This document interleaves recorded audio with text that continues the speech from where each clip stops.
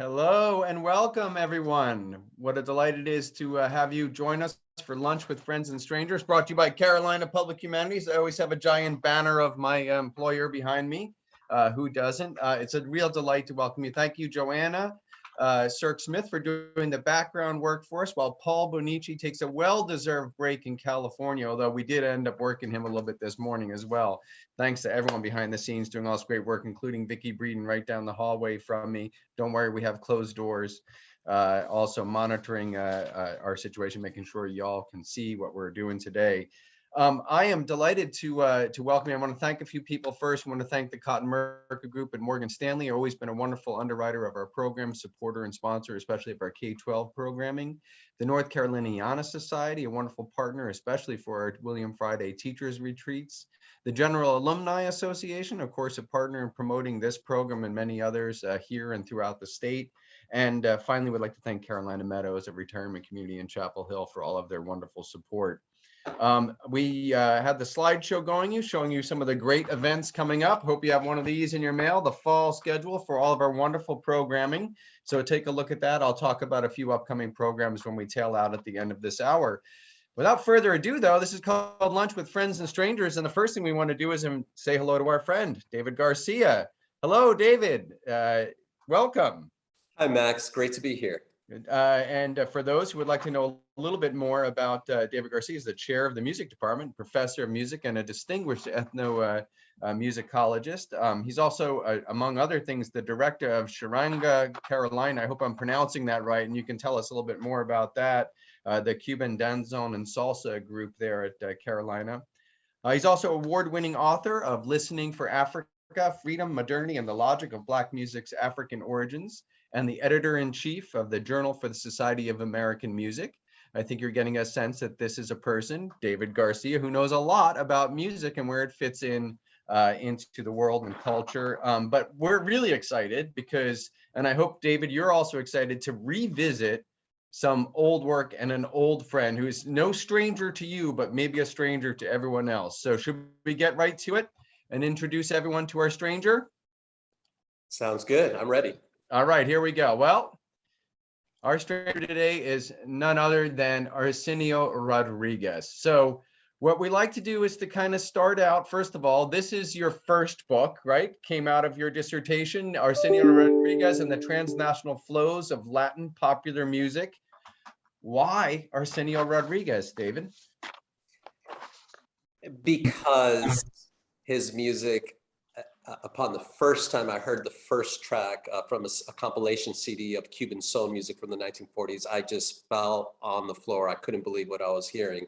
I should preface this by saying that I was in grad school, I think my second year, at the University of California, Santa Barbara, studying ethnomusicology. I wanted to do a project either on Andean music of either Ecuador or Peru, or else something in Los Angeles. My first teacher and mentor, Robin Moore, who's now teaching at the University of Texas, introduced me to the name Arsenio Rodriguez. I quickly went out, found the first CD I could find with some of his tracks on it. And the first track that I heard was a recording from 1967, made in New York, way after he had began recording in Havana in 1940, right? And his guitar, the Cuban tres that he plays, and we can talk about what that is and how it's different from other kinds of guitars. He was playing it through a distorted amplifier. So it sounded kind of like Cuban Jimi Hendrix to me. And I just didn't figure out what I was hearing, but it was beautiful. And that was it. I was sold. I knew pretty much immediately that I wanted to write. In fact, I did write my master's thesis on Arsenio, the dissertation, and then which led to the first book.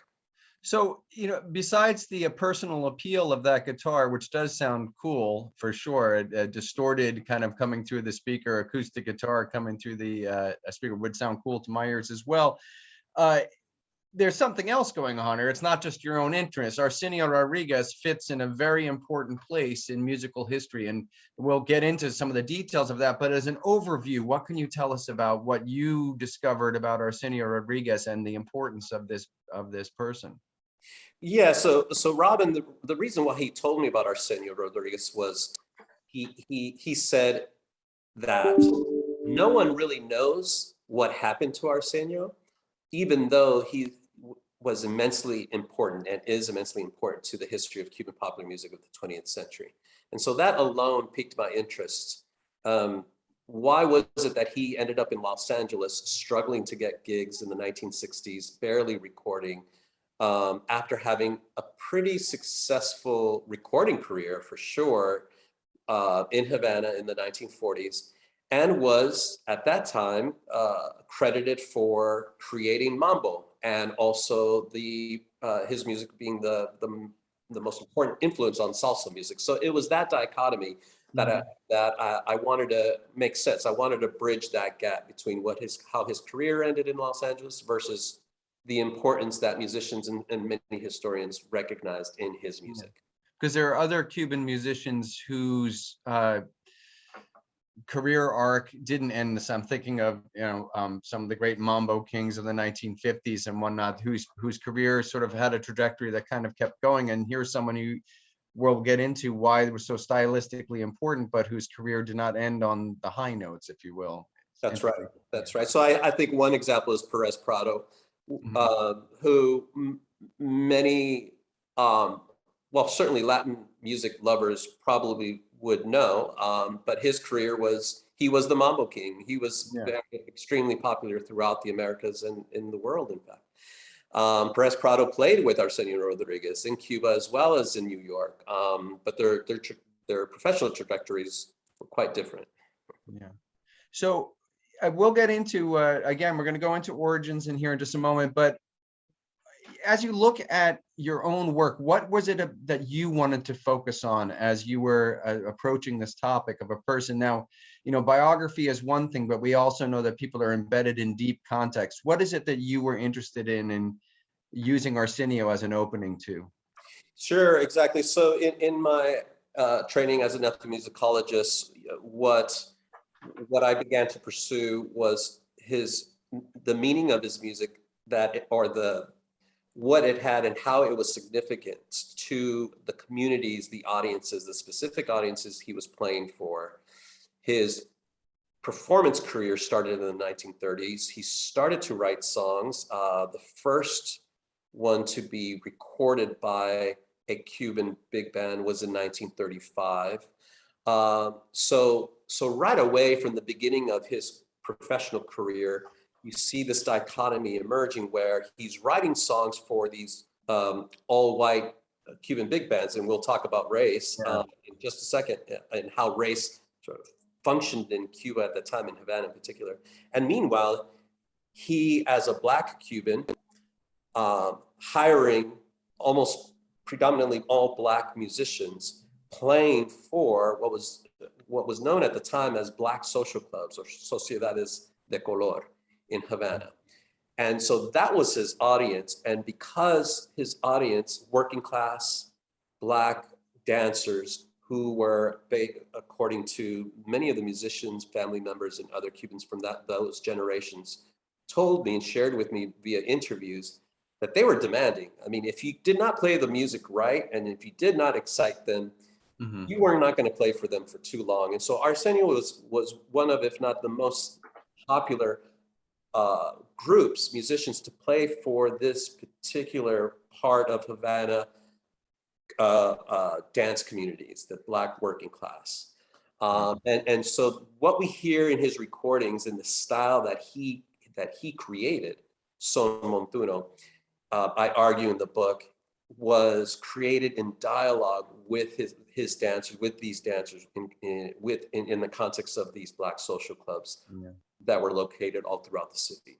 Well, you've just, we have a project ahead of us for the next, 45 minutes to talk about this, but you just hit on so many topics. I just want to go off on diversions but I want to stay focused here. I mean, I'm so fascinated what I'm hearing there about the relationship between what gets exported as music, right, from Cuba, and where the different types of Cuban music are made in these very different social settings, right? The white clubs and the Black communities. So fascinating, so interesting. But let's go do the old, wavy lines and go back in time and talk about where where did he come from, and what was the milieu of where he was born? Was he, so what could you tell us about early years? And I have a map up here that you provided for us. So yes, the audience, you can see here a part of the Cuban island, the central and western part of the island. The two provinces in particular are Havana and Matanzas. So Arsenio's family come from Matanzas, just east of Havana, from the rural part of Matanzas. And Matanzas was one of the provinces with, back in the 19th century and before, with the highest concentration of enslaved people. And so here we're touching on the history of slavery. And this is important because Arsenio was very clear and spoke in his music about his direct lineage to the Congolese of Central Africa. In Cuba, given the peculiarities of slavery, certain groups, linguistic groups, cultural groups of Africa were able to preserve and continue their languages, their religious practices, their other cultural practices. So you're saying that groups could maintain, from the Congo, not immediately dispersed among different groups from West Africa and whatnot, and mixing up. So you maintained a sort of cultural homogeneity to some extent? Unlike what happened in the United States, where drumming, for example, was outlawed. And so enslaved people of African descent in the United States weren't allowed to play the drums. And the loss of language, and not complete loss, but those cultures just unfolded differently in the United States and other parts of the Americas. And so getting back to Arsenio and his family, they spoke Congolese, or Congo, as it's typically referred to by linguists in the Cuban context. And they practiced palo, which continues to be a Congolese-derived religious tradition. Many of your audience probably are more familiar with Santeria, which is a thriving religious tradition of Yoruba-speaking peoples of West Africa, which Arsenio was very knowledgeable of as well. But his family identified as Congo. Yeah. And the Congo in Africa is interesting also because in that tradition of Christianity in Congo goes back to the 16th century as well with the Portuguese and whatnot. So but it is a syncretic religion, that what they're practicing, a sort of blendings of Christianity as well as Congolese tradition, like you said in Santa Maria.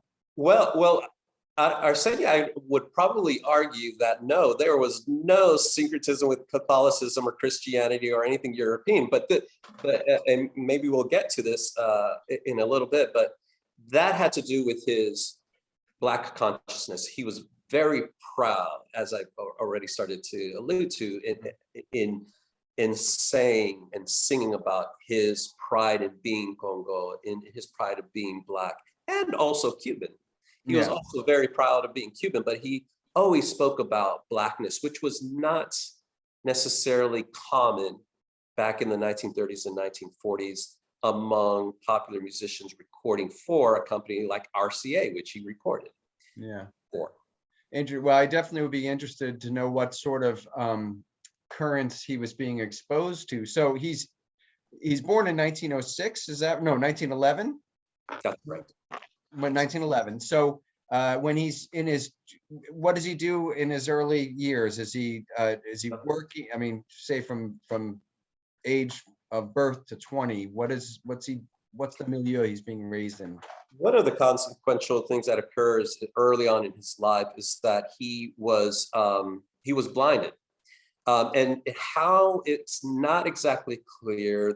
Most folks believe that it was because of, and he would relay the story, that he got kicked by a mule on the face, which damaged his both eyes, one of which he lost complete sight of, and eventually became completely blind. Others feel that it might have been diabetes, which he died of eventually at the beginning of his life. In any case, he was fully blind as a child.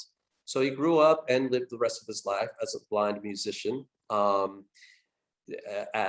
by the time he was a teenager, his family moved to Havana, primarily because of a hurricane that struck that part of the island and devastated the many towns of Matanzas where he was from.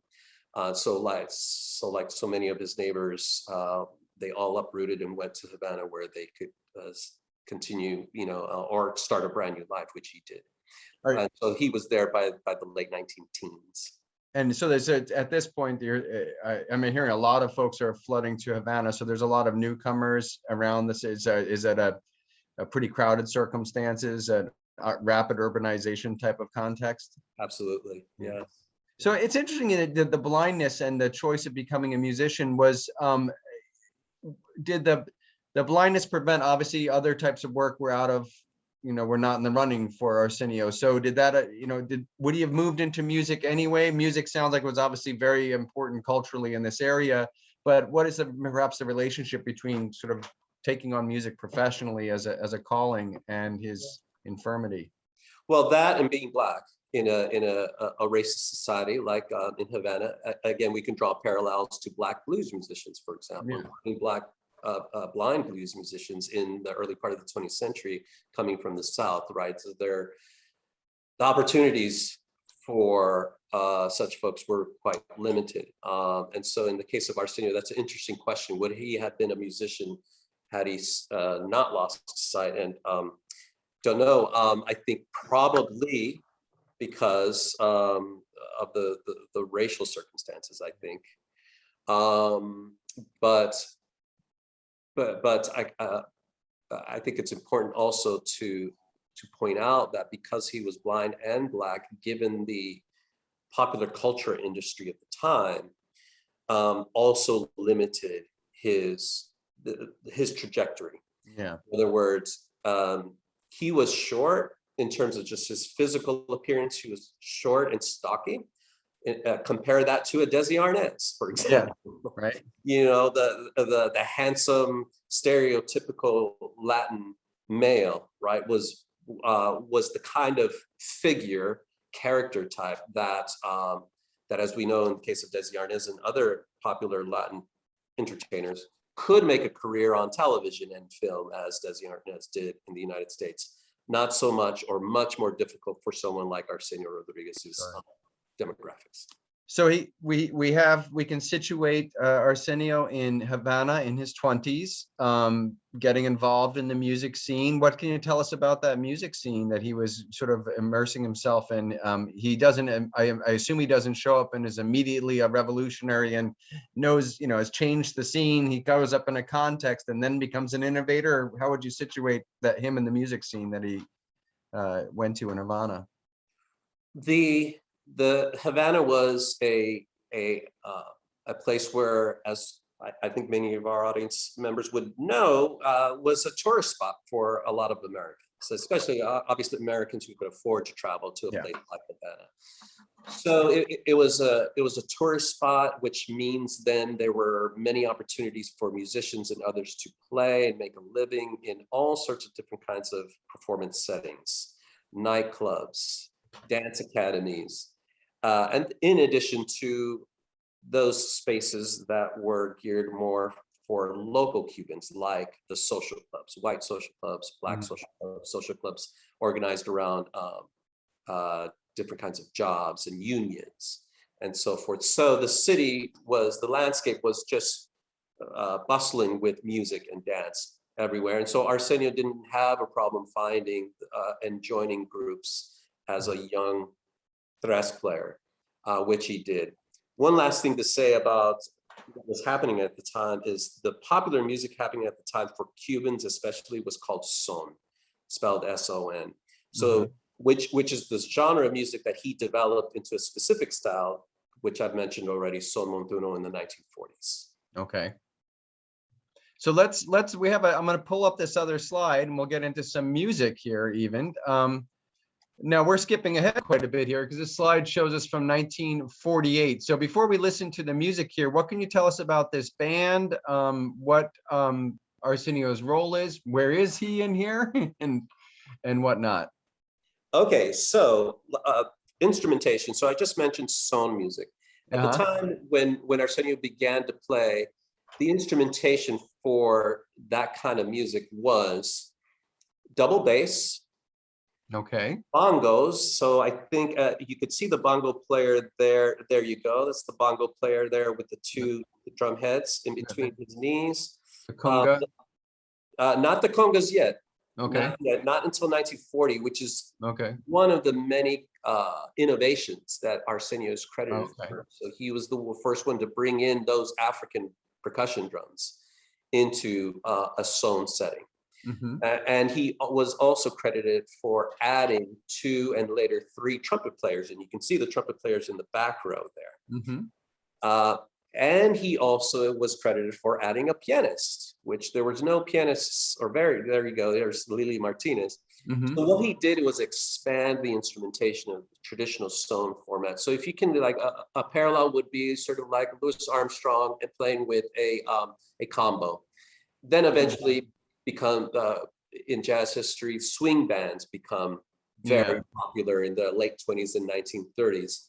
So Arsenio is doing something similar where he's expanding the instrumentation to play this music, and in expanding and adding instruments, the music's changed it as well along with it. Well, why don't we give a listen to this piece here? And I do have a couple of questions about some of the instrumentation, because I think it's fascinating how adding these different instruments would add new rhythmic approaches, new timbres, and all of that. Let's give a listen. Please. Preface before you start playing. So what the audience is going to hear is what's called, what was referred to as radio transcription. So back then, if you were to buy a record, that would be a 78, and the time of the music that was limited on each side was about 3 minutes, a little over 3 minutes. Here, we're not going to listen to the entire recording, but radio transcriptions were made exactly that. For that reason, they were recorded. They were recordings of live radio performances. So you see Arsenio here in his group in Radio Salas, which was a radio station in Havana. And this is a recording that's about almost 5 minutes in its entirety. So as I said, we won't listen to the entire thing, but it's last thing to say about it, it's pretty grainy. The quality is, because it's a radio transcription and not something that was produced to sell as a 78, is you'll hear kind of hard to hear. Well, that's the charm of old recordings, right? That's right. Just one other question. Where is Arsenio in this picture? Arsenio is playing the tres on the left-hand side. There's 2 guitarists. He's playing the tres. There you go. That's him. Okay, great. The other guitarist is playing a standard 6-string nylon string. Okay, great. And we'll get into the different. I am curious about the differences there, but let's listen to a little bit of this.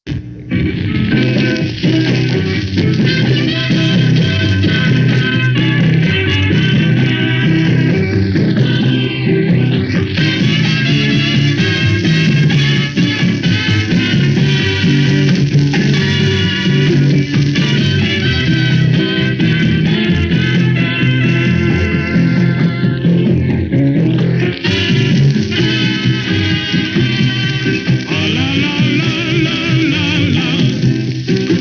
la.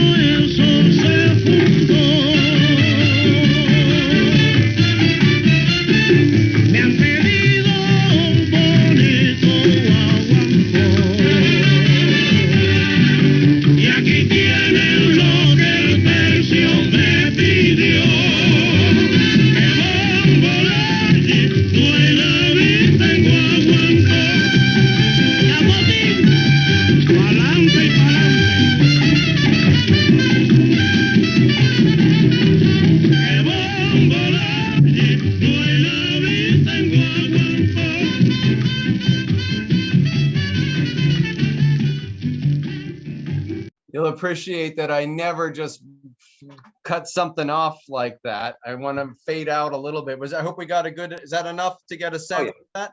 So, what's interesting, this is Son Montuno is what we're listening to. The style, yes. The style. And, what's interesting that I was listening, saying, okay, I'm trying to just sort of put song form on that, chorus. Sure. Bridge. It was kind of hard for me to pick out and whatnot. What can you tell us about the song styling or how songs are composed within this style of music? Sure. So first of all, in the introduction, you heard the singers sing "a la la la la la la, a la la la la." That's called a diana, which is sung for a Afro-Cuban drumming tradition called the wawanko.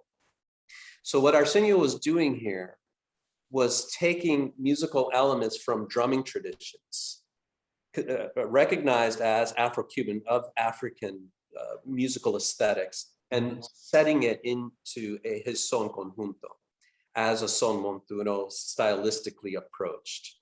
So right away, Cubans would recognize, oh, that's what he's doing. That's a wawanko. And in fact, you might have caught the singers sing Sociedad de Buena Vista in wawanko.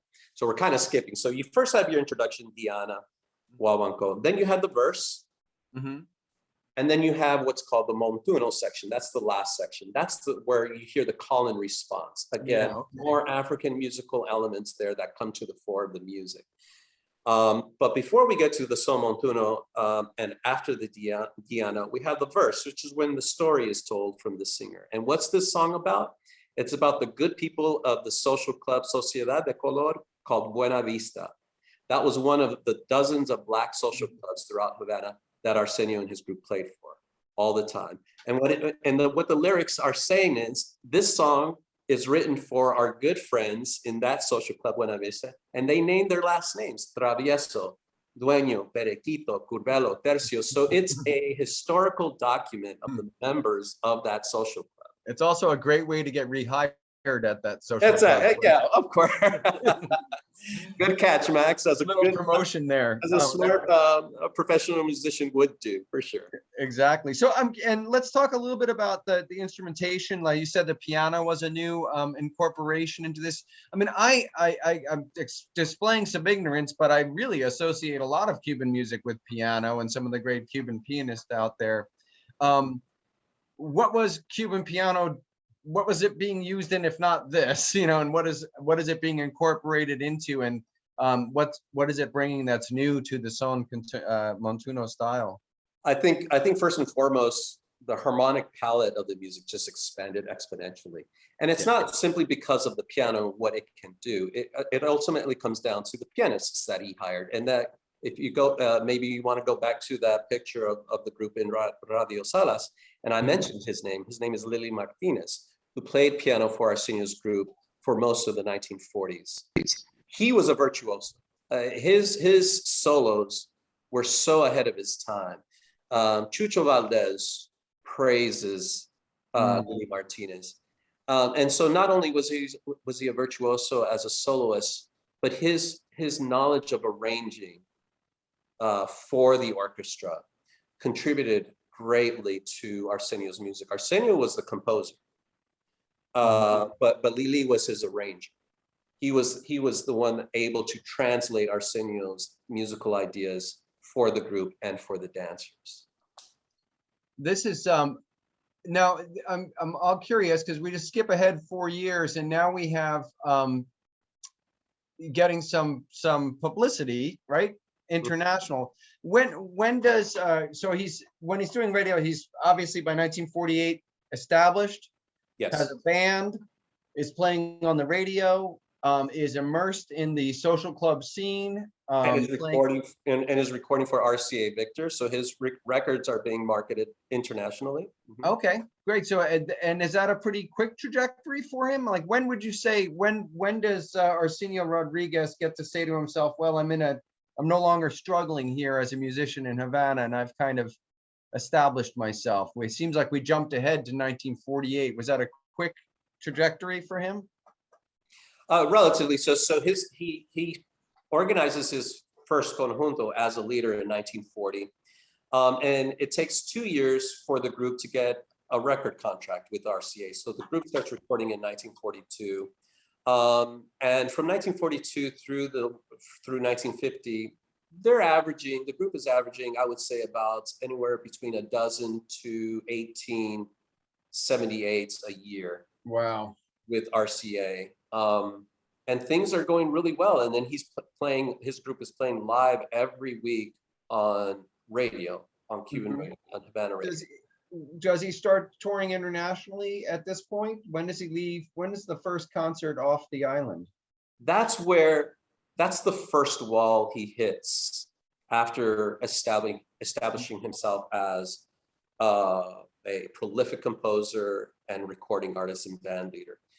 And we get back into, in part, racial politics of the popular music industry at the time.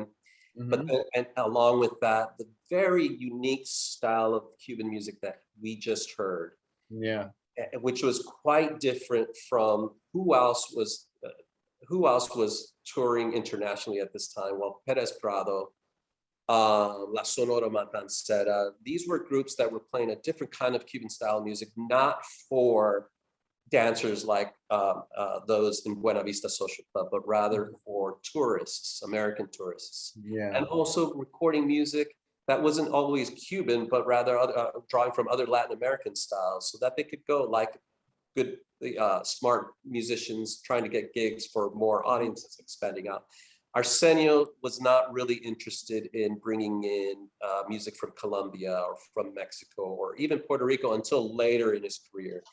He was a Cuban musician, proud of being a Cuban, and he was only going to play his style of music regardless. And that kind of limited his audiences beyond those from Havana. Nevertheless, he feels that he could be successful in New York, which is the reason why he goes to New York to try to continue his career. And this picture is taken in New York in 1952. That's correct. And Bohemia magazine. Bohemia is a Cuban magazine, entertainment and magazine. So Vicente Cuilla was one of the reporters for Bohemia who traveled to interview Arsenio, as you see there, in 1952. Yeah. And so he's what is it? Do we have this interview? What is it? What are they sort of introducing Rodriguez to a new constituency? Is this magazine only purchased in Cuba? I mean, I'm just curious about who's reading this and what's he saying.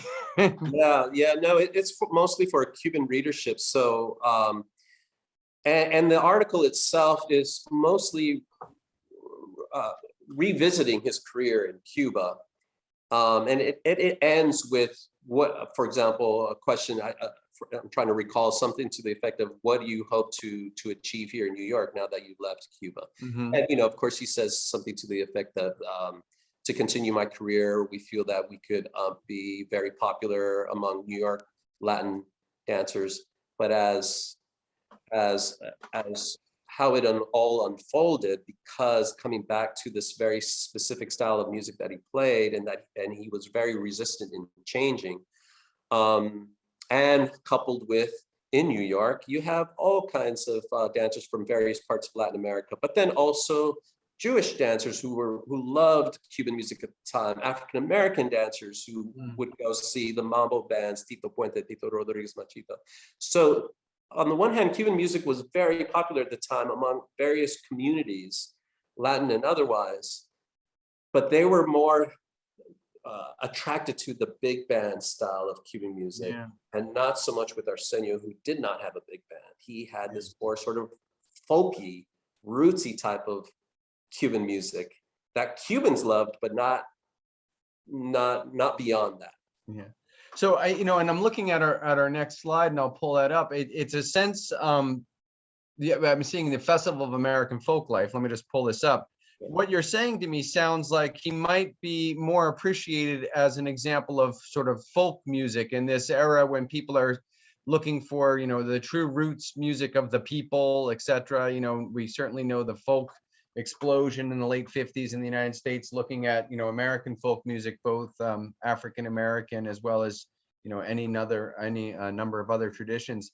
Is that a niche that he is able to fall into? Tell us about this Festival of American Folklife. Again, we're skipping ahead a number of years here. So where and why does he end up at this particular festival, and how does this fit with folk music and maybe what his smaller bands represent? Yeah, there's several forces here that you're pointing to, alluding to. So first, because as we heard in that 1948 recording, his approach to making music was very much about drawing from traditional Black Cuban music, for example, and combined with, now we're about a generation later, 20 years later, and you alluded to the folk revival movement in the U.S. that was going strong still in 1969, and so there was support for middle-aged musicians like Arsenio Rodriguez for him to present a different side of his music, sort of stripped down. This is really the essence of what my music has always been about. And you see there, he is playing with an electric bass player upright. However, it's just the bass player, him on tres, and his brother playing congas, and that's it. And so in addition to the instrumentation being stripped down, what he's also playing, and this is the first example, que Guayacan, is a traditional folk style of music of Congo-speaking Cubans. Let's give it a listen. This is the first one. How do we say that again? Que Guayacan. Que Oaxacan. I'm learning very slowly. My Spanish is coming along very slowly, but I'm trying. Bueno, esto se llama tambor de yuca. Yo pidieron algo, entonces vamos a hacer cualquiera de eso para que ustedes escuchen trabajar los tambores. Is that Arsenio Rodriguez speaking?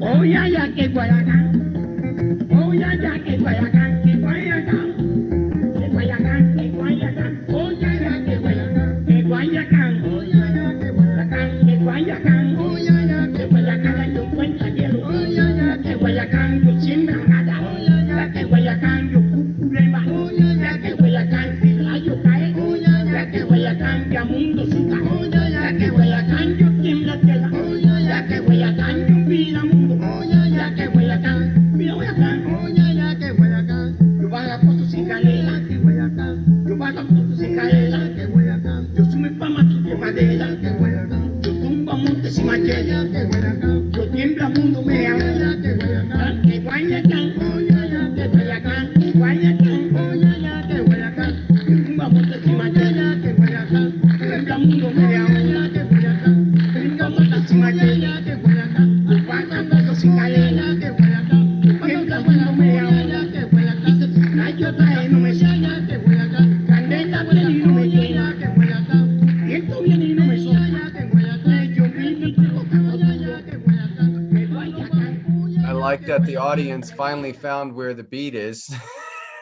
Tell us a little bit about the rhythms that we're hearing here and this music. So the African aesthetics are coming out so clearly. I mean, Afro-Cuban African aesthetics. So first of all, yes, that was Arsenio speaking, introducing the tune. And he mentions that it's a tambor de yuca, which is a traditional drumming style of music of the Cuban Congo culture. And it's secular music. So it's for dance, secular dancing. And the refrain or the coro is mentioning Yaya and Guayacan. Those are two trees native to Cuba. And the significance of those trees relate back to Cuban Congo beliefs in the spirituality and the spiritual power of nature in general, and to include particular kinds of vegetation, particular types of trees. And so that's essentially what's happening here in his rendition of a tambor de yuca.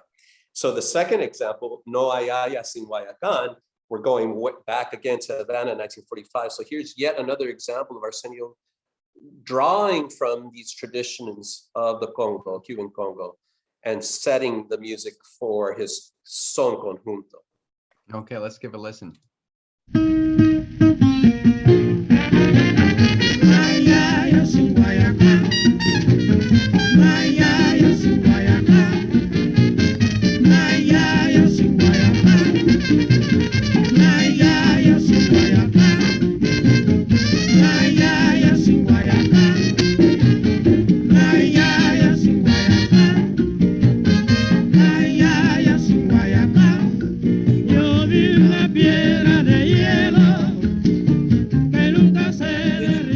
It's interesting in that that first piece you laid out for us sounds a lot more sort of pulled apart and less sort of canzone as the second one you played for us, right? That's correct. So that's a conscious effort on him to sort of strip this down to its bare elements, and then like for this folk group that wants to know about this more sort of traditional elements of the music. Is that accurate? That's exactly right. Yeah. Great. So we're kind of we're doing the detective work going back in time, right? Thankfully for these recordings that were made at the Folk Life Festival in 1969, we can make these connections going back to his RCA recordings of the 1940s. Yeah. What's always interesting about folk music too is that there's this element that people are looking for this authenticity, and at the same time we have a trailblazer, right? Who is doing really interesting, neat, and different things with the traditional music in his home country, as we saw by creating a new form of band and whatnot, but at the same time sort of being asked in this context to give us the authentic stuff, right? You know, that's correct. Strip it down. All right, let's take a look here. We do have to make sure we hit our marks on time. Sure. So tell us, what are we looking at here, and translate what we're looking at here. So we're back in thinking about racial politics and music and culture in Havana in the 1940s. So a common way Cuban music listeners and dancers characterized and distinguished the most popular bands like Arsenio Rodriguez y su conjunto and La Sonora Matancera, and those are the two groups that you have there in the images, was by racializing their style and also gendering their style. Mm-hmm. So La Sonora Matancera was, according to dancers, Cuban dancers and musicians at the time, was a band that played a white and feminized style. Now there's the gender politics is very problematic, but there it is. That was the discourse at the time. Mm-hmm. Estilo Blanco, for example, that was a group like La Sonora Matancera. So, you know, too clean, too safe, not funky enough. Whereas Arsenio's band, they played the black style, and that was strong and just really funky. Estilo negro y mancho. That was the discourse at the time. That's how, that was another avenue for me to understand Arsenio's connection to his community, to the specific community that he played for, which helped me explain what made his style, son montuno, distinct, and what did it all mean. That's really, and that there's a you know, not to put too fine a point on it, there's an element in like La Sonora Matancera, which seems like you're doing this as a for a particular market, a more white audience, a more white market. You're putting on an act, and again, that authenticity, like, you know, real men play this music, right? And in fact, La Sonora Matancera was able to and did become popular throughout Latin America by the late 1940s, and so as a result, they appear in films, in Cuban films. Whereas Arsenio never really did, right? So it's very interesting, important, and complex discourses at play here around racial and gendered politics. And again, this is why I love this exercise of looking just at one person, and look how many different layers of society and context we get to pull apart. You mentioned this name a lot, Perez Prado, and here we have a bill. Looks like they're sharing a bill. So in a way, there was, I I guess, room for these forms of music to exist side by side and be complementary, or perhaps be just looked at as by Americans as just Cuban music? Or how do we explain the relationship here in, these are both from New York City, of Cuban music and the role it's playing in this particular community? Sure, sure. So starting with the advertisement from 1952, that's exactly right. So first of all, mambo is at its height, internationally popular. I mean, it is. Everyone was doing the mambo. I mean, and record companies, U.S.-based record companies were selling their products, and mambo was everywhere throughout the U.S., not only in New York and Los Angeles, but throughout and all over the world. So that's really the context there. My Spanish is good enough to know it says "Who's Who" in Mambo, right? Exactly, Right? and that's how they marketed this dance. Is so okay? Is Perez Prado the king of the mambo, or did Arsenio invent it and not Perez Prado? So that's how they marketed the whole thing to attract and create this excitement around this particular gig. It was smart. It works. I think it worked. And there it is. Perez Prado and Arsenio Rodriguez sharing the bill at the St. Nicholas Arena, which I believe is on the Upper West Side of Manhattan. Okay. The other photo, about 5 years later, is taken at the Club Cubano Interamericano in the Bronx. So here we go again. Arsenio back playing in the local community, in this case, Cuban and Puerto Rican community of the South Bronx, for a social club. Yeah. What does this mean? Everyone in attendance knows each other. Their family. Is that an interracial audience?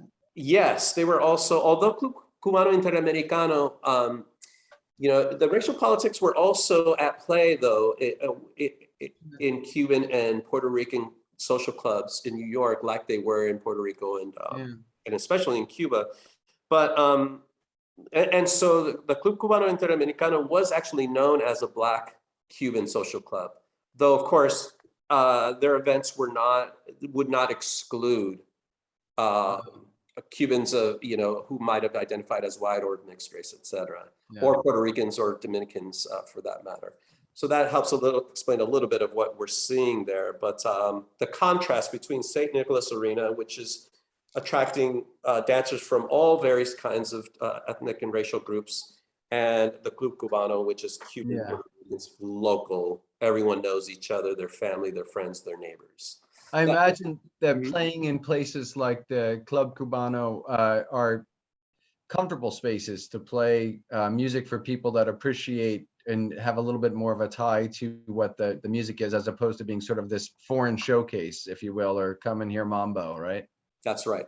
That's right. And that was perfect for Arsenio, for his music to be appreciated still. I mean, I'd love to learn more about the milieu of what those clubs were like and whatnot. We'll have to do another session on that. I know one of the things that interests you in particular is to think a little bit about what it means to be Cuban and what it means to be Black and what it means to be African, and how this is thinking that is clearly self-conscious.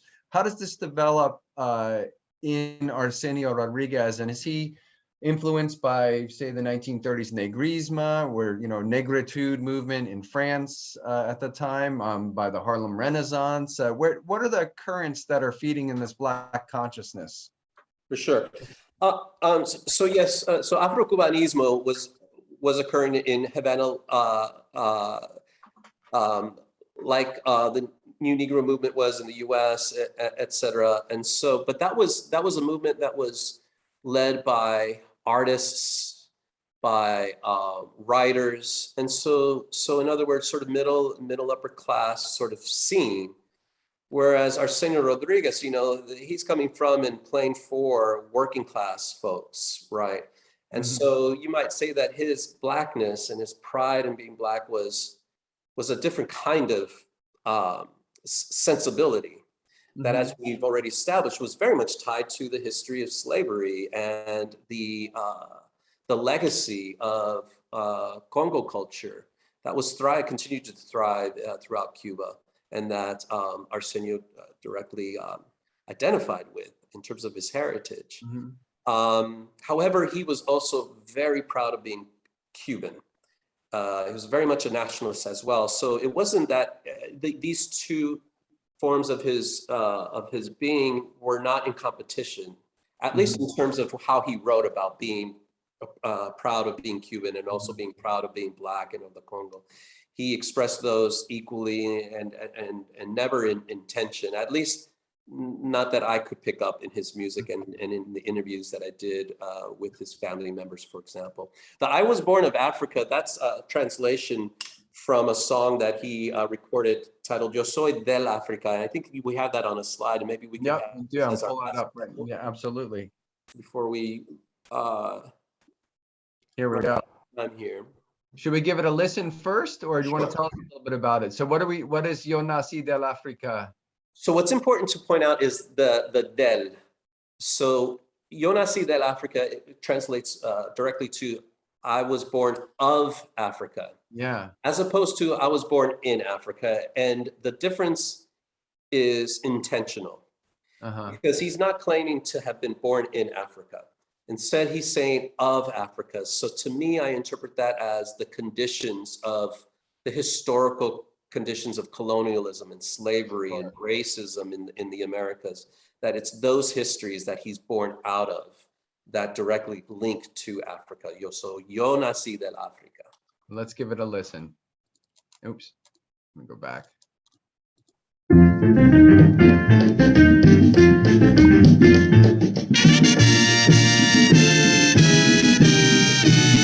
Yo nací del África, tal vez sea del Congo, tal vez sea de Ampanga, la del río Pongo, tal vez sea Mozungo, tal vez sea Congo Real, tal vez sea de Ambala, tal vez sea Macoa. Yo no soy Rodríguez, yo no soy Travieso, yo no soy Herrera, yo no soy Fernández, yo no soy Barroso, yo no soy Peraza, yo no soy Garcia, yo no soy Morales, tal vez sea Lomuto, tal vez sea Lumumba, tal vez Casabubu, yo nací del África, eres mi tierra linda, yo soy del Congo, yo soy del Congo. That is, we mentioned this in the opening that we had a little discussion before we started. He's not hiding from a connection to Lumumba, Kasavubu. These are first prime minister and president of the Republic of the Congo after independence. Yeah. And in 1960, we know that this is, a figure of international renown, and of course, very tragic circumstances at this very time. Exactly. So this is he's got his pulse on what we might call the anti-colonial message and the Black consciousness message, for sure. Right. That's exactly right. Yeah, it's a fascinating recording. Really, it's one of my favorites to have delved into for these reasons. So I would just assume that this is not going to win over white audiences. Or some Cuban audiences too. This is 1 year after Fidel Castro comes into power, via the revolution, communism. We're in the height of the Cold War. Lumumba's perceived associations as being socialist communist. All of this is at play here. Yeah. Wow, it's fascinating. Well, we are going to run out of time, so I want to make sure we get through all of our slides. Let's talk a little bit about, is this in the same vein of sort of political consciousness? 4 years later, this song, La Democracia? Yeah, La Democracia, so the democracy, absolutely. This is recorded in Arsenio's apartment in the Bronx. Ralph Rinsler is was a very well-known folklorist and sure. And also organized Festival of American Folk Life, which he was involved in getting Arsenio to perform in 1969. So here Arsenio is talking about coming back to racism and questioning what does democracy really mean for people like him of African heritage. And he's talking about, I'm just doing a poor translation of something about los negros a trabajar. Can you translate this first? So for a long time, people have been sending Black people to work, and now that we can fight back, ahora que puedo trabajar, now that I could work, casi no puedo hacer. So now, but I can hardly do it anymore because after so many years or I see. of Right, oppression. let's give it a quick listen. Thank you for that translation. And again, I hate to rush through these, but I do want to make sure we can speak a little bit to the legacy. Let's give us a quick listen.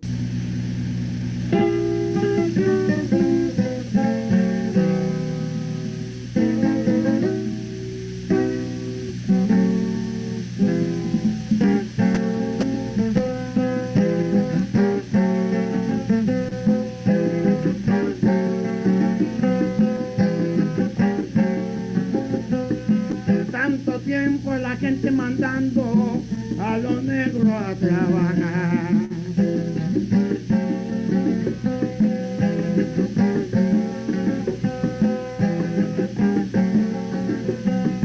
Tanto tiempo la gente mandando a los negros a trabajar.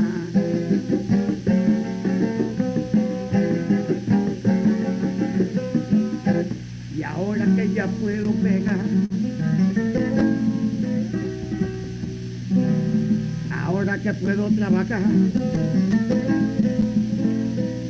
casi no puedo hacer nada, porque casi no puedo hacer nada.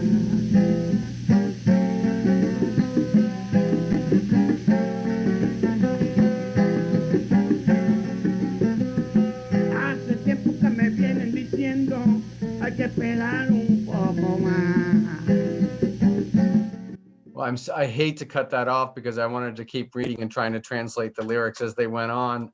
Very interesting style to that song. It has a sort of almost theatrical quality to it a little bit in the pacing of it. It seems is that also in the same style as the folkloric, using the same principles of tempo and the clave? So yeah, yes. So okay. Mhm. Fantastic. Well, you know what? I hate to say that we're coming up on time, but this is the nature of life. Let's talk briefly about what happened to Arsenio and where Arsenio fits today. And then I do want to take a couple questions if we can. Sure, absolutely. So Arsenio Rodriguez dies in 1970 in Los Angeles from a diabetic attack. He went into a coma and never got out of the coma. So he dies in 1970 and wasn't really rediscovered until at least a decade, if not longer afterwards, by salsa musicians who recognized the important contributions that we've talked about this past hour. And it wasn't until the last 10 or so years where local community members Latino community members in New York wanted to recognize Arsenio's importance, just in general, but also to New York in particular, in the Bronx, by petitioning the city to allow for Dawson Street to be renamed Arsenio Rodriguez Way, which was done, I want to say about 2010, I believe. Very nice. And those are the images that you see there. So there's Arsenio, and then the stamp there is a Cuban stamp. So we see that the Cuba is still recognized. And this answers one of the questions from the chat. What did Arsenio think of Fidel Castro, and was his music played during Castro's lifetime? And the answer to the latter question is yes. And the reason answers the first question, because Arsenio was never really critical or outwardly critical of the Castro government, unlike Celia Cruz, for example, who left Castro's Cuba and was very critical of the government. So for a long time, Celia Cruz's music was not played in Cuba, whereas Arsenio's music continued to be played. He had his beliefs in terms of politics, to include, as we saw there, the importance of democracy. But because he experienced racism in Cuba in a certain way, and also poverty, I think he had some affinity with the goals of the revolution, but perhaps also had his questions in terms of the political mechanisms by which to achieve those goals. That is a one-party system. That's a very familiar refrain, if you will, right? Of devil's in the details, right? That's right. This has been absolutely fascinating, and thank you for answering that question from our dear friend Lloyd Kramer. Thank you, Lloyd, for that question. I also had Jonathan Gerard was speaking about the relationship between the blues. This is a question from very early on with the early song, with the opening refrain, whether that is related to the blues, and perhaps they both are coming from the same tradition of Africa. That's a great question. I think it was in response to the tambor with the yuca example yes. from the Festival of American Folk Live. And yes, I think you can make, that would be an interesting case to make. Let's just put it that way. However, I think bottom line though, that music is a Cuban Congo tradition, right? And it's very much so. In other words, Arsenio would not have said, no, there's no influences of the blues here, or that influenced the blues. Perhaps he might have gone that far, but we don't know. So but I think the broader context is what it is right? It's all African traditions that came to the Americas essentially through the slave trade. Yeah. Well, thank you so much. If you'll humor me, just one more guitar-related question, because as a guitarist, I'm curious. You said you would tell us a little bit about the Tress and how what distinguishes it from guitar, because it looks like a guitar for those of us who are just looking at it. It's a 3 double coursed string guitar. So it has 6 strings, like a 6-string guitar. All you have to do though is make them into 3 double courses. So it's 3 pairs of strings. Okay. And they're tuned usually in an open C. So are the strings stacked one on top of the other like that, and in a vertical arrangement? So the first coupling are tuned an octave apart. Okay. The second coupling are tuned to unison, and the last coupling of strings, the 2 strings are tuned back to an octave apart, usually in an open C.